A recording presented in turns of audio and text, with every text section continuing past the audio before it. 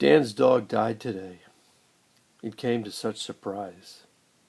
He looked around, and there she lay, limp, with lifeless eyes. It came without a warning, a whimper, or a sigh. Quite frankly, that dog's lucky. That's how I want to die. Dan's dog died. She buried her last bone. I used to see them in the park. Now Dan is all alone.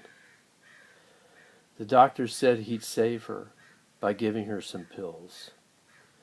But poor Dan nearly died himself when he got the bill. Dan's dog died today, that poor old sickly hound. Might I suggest we all pitch in to put her in the ground? Perhaps in lieu of flowers, we'll just plant a tree. That's the least we can do for Dan in Molly's memory.